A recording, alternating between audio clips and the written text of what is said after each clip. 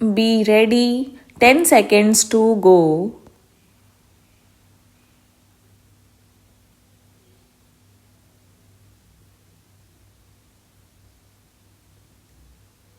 Start. A long time has passed and a reply from Pakistan is still awaited. It is a strange situation. We wanted to recall our representatives. They had no work to do, but then we thought that Pakistan might make it a pretext and say that we recalled them. Therefore, we let them stay there till such time as a reply was received. In the end, we told the World Bank to fix some date for Pakistan's reply so that we might know where we stood. Otherwise, a whole lifetime might pass in waiting. They accepted our suggestion and told Pakistan that they should reply within a week whether they accepted the principle or not, with details to be settled later. When they did this, Pakistan showed signs of life and began to run about. In the end, their honorable minister undertook the long journey to Washington.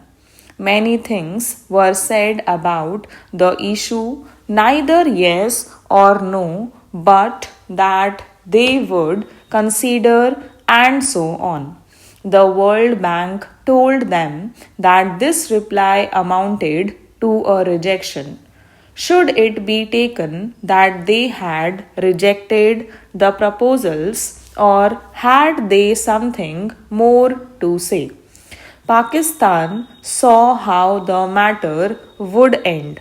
They felt that if they rejected the proposals and India accepted them, the consequences would perhaps not be good for them because the effect would have been that our interim agreement would come to an end, the discussions would end, and the World Bank's suggestions to us to pay them crores of rupees would become ineffective. The rights of both sides were clear. Then the World Bank asked Pakistan to give a clear reply. We had made our arrangements for the return of our deputation, but only 3 or 4 days ago, Pakistan said that they accepted the principle underlying the proposals put forward by the World Bank. But they added that they could not give a final reply unless the whole picture was before them.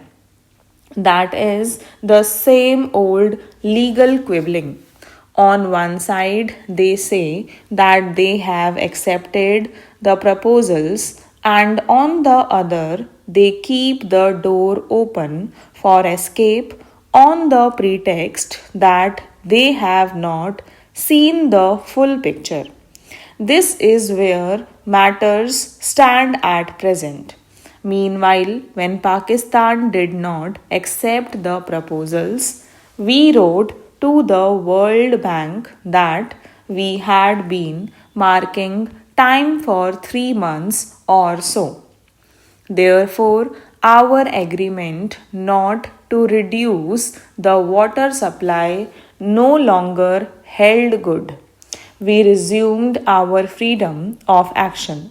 We were ready to talk when they or Pakistan wanted because we did not intend to shut the door to agreement.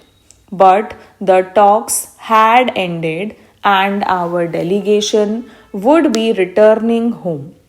The bank people told us, however, that Pakistan's attitude was changing and that they were saying that they accepted the principle. Since there were chances that a way out would be found, the bank asked our delegation to wait for a few days more. Our representatives agreed to do so. The point is that our former agreement with the World Bank or with Pakistan for not reducing the supply of waters has ended. We have every right to reduce it, but we do not want to stand on legal rights in this matter. We want to do something which would harm neither Pakistan nor us. Therefore, we again told them that we would do nothing in haste which may harm the landowners and peasants in Pakistan. We would give them a chance to make their own arrangements. After all, we had to reduce the supply of waters. But we would do it having regard to the conditions, that is, we still stood by the principles which we accepted in the agreement of 1948. If you have read the Pakistan newspapers, you will see that there is a great storm and outcry as if something is going to take place on July 8 here in Nangal, which would immediately stop the waters flowing into Pakistan and create a drought, as a result of which lakhs and crores of people would die of hunger and thirst. This is wrong and deplorable. We cannot tolerate it. We have told Pakistan clearly, time and again, that for the present we would not reduce the supply of water.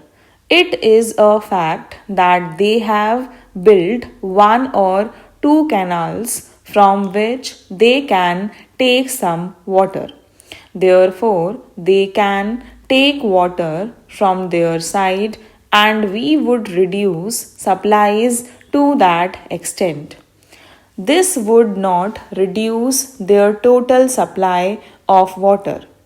If they could build some more canals as they intend, then this process would go on. The exploratory talks held under the auspices of the World Bank made it clear that there is no dearth of water, only an arrangement to bring the waters to the desired directions was lacking.